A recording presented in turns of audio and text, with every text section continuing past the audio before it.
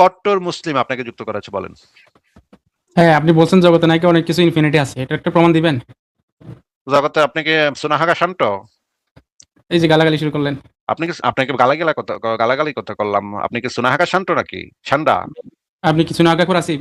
আপনি একের গলা মানে ভয়েস চেঞ্জ করে গলা চেঞ্জ করে আবার ঢুকে গেছেন। ভাই আপনাদের কি লাজ লজ্জা বলতে ভাই কিছু ভয়েস নাই চেঞ্জ নাকি? করলাম। লাজ লজ্জা বলতে কি কিছু নাই নাকি আপনাদের ভাই? মানে আপনি এত স্টুডেন্ট ছিলেন মানে না? এত আপনাদেরকে মানে অপমান অপদস্থ করি, এত অপমান অপদস্থ করি, তারপর আপনারা আমার লাইভে মানে মানে ল্যাঞ্জা ধরে বয়ে থাকেন।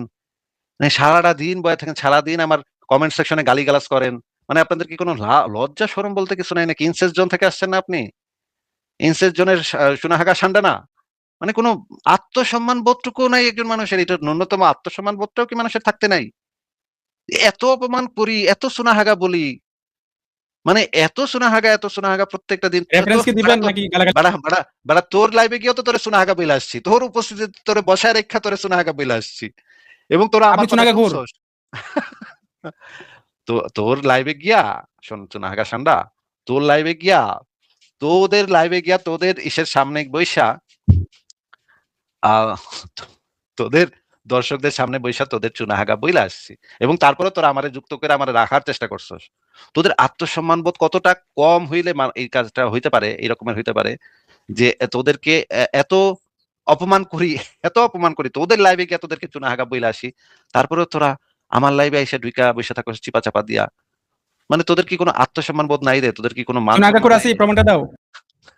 তোদের কি কোনো মান এই যে সম্মান নাই রে? আওয়াজ কমা দিচ্ছি। তোর সাথে তো রেকর্ড তোর হচ্ছে সাথে কিন্তু। আচ্ছা ঠিক আছে, রেকর্ড তুই যখন আসছস তখন তোর সাথে সেই রেকর্ড যে হচ্ছে এগুলা। তোরে একটা কন্ডিশন দিছিলাম। আরে কি শোন কন্ডিশন চুনা দিবেন? আকাশ ঠান্ডা শোন, তোরে আমি কন্ডিশন দিছিলাম তোর সাথে কথা বলবো একমাত্র যদি ওই যে ইনফিনিটি যে আছে এটা আগের। প্রমাণ দেন। আরে চুপ থাক, ছাগল কথাকার, মানে কথার মাঝখানে কথা কস কেন? আচ্ছা তোর ব্যাক স্টেজে রেখে কথা বলতেছি তাহলে। শোন তোর সাথে কথা বলবো এক কন্ডিশন, একটাই কন্ডিশন আছে। তুই আগে তোর লাইভে কানে ধরে তিনবার ভিডিও ভিডিও করবি, কানে ধরে তিনবার উঠবোস করবি, উঠবোস করে বলবি যে আসিফ মহিউদ্দিন রে আমি অনেক গালিগালাজ করছি জীবনে, এইটার জন্য আমি ক্ষমা চাই, আমি তার পা ধরে মাপ চাই, এটা বইলা একটা ভিডিও আপলোড করবি। ভিডিও আপলোড কইরা ক্ষমা চাবি তুই যে সমস্ত গালিগালাজ করছস আমার পরিবার আমার বাচ্চা কাচ্চা নিয়া, যেই নোংরা নোংরা গালিগালাজ করছস সেগুলোর জন্য আগে ক্ষমা চাবি। ক্ষমা চাইলে ভিডিও আপলোড করবি, ভিডিওটা আমার পাঠাবি আবার ইনবক্সে, তোর সে তো আমি গিয়া দেখুম না, তুই আবার আমার ইনবক্সে পাঠাবি। সেটা যদি আমি কোনোদিন দেখি তাইলে তোরে আমি একদিন যুক্ত করে তোর সাথে ভদ্রভাবে কথা বলবো। এইটা হইতেছে তোর কন্ডিশন। তোর সাথে কথা বলার এই একটা মাত্র কন্ডিশন আছে, তোর একটা মাত্র সুযোগ আছে।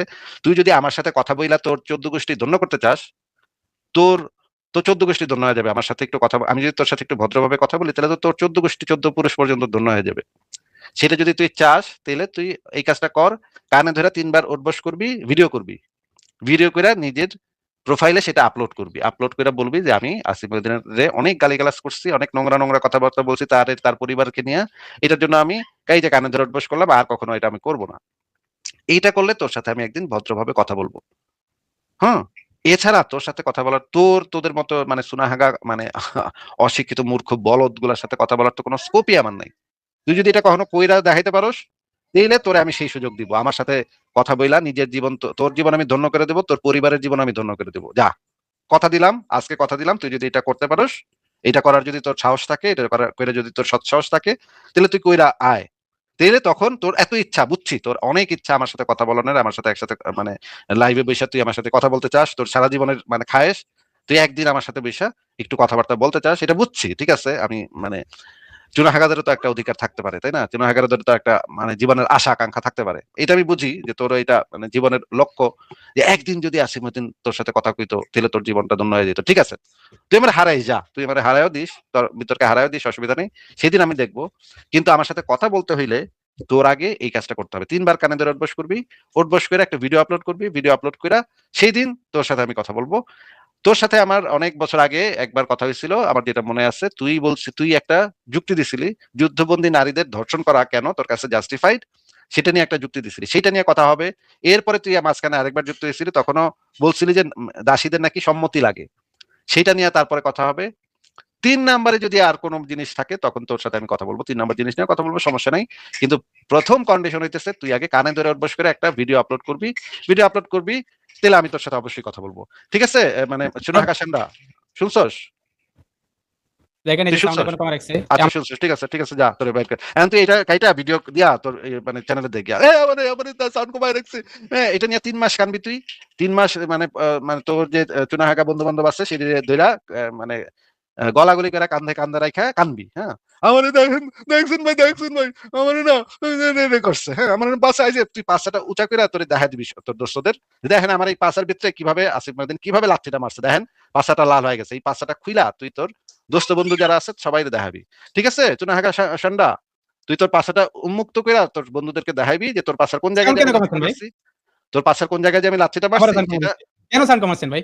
এই যে সাউন্ড কমাচ্ছি কেন বুঝিস নাই?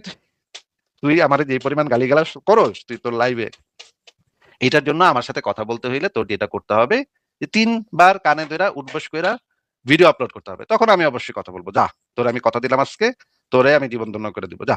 তুই এখন কান গিয়া, তোর লাইভে গিয়া কান গিয়া যে পাছাটা উঁচা করে দেখাইস, হ্যাঁ? একটা স্ক্রিনশট মারবি পাছার। যে এই যে দেখেন এই জায়গাটাতে আমার আসিফ মহিউদ্দিন লাথি মারছে দেখেন। ও দোস্তরা দেখো আমার এই জায়গায় আসিফ মহিউদ্দিন দেখো এই জায়গায় কত জোরে লাথি মারছে। এভাবে কানবি। নিজের লাইভে গিয়ে ভিডিও পুরাটা আমার এই যে যতটুকু তোর সাথে কথা বললাম ততটুকু পুরাটা কাটবি। গাড়িটা এইটুকু দেখাইবি। তার তোর পাছাতে আমি যে জায়গায় লাথিটা মারছি সেটাও দেখাইবি। লাল হয়ে গেছে যে তোর পাছাটা সেটাও দেখাইবি।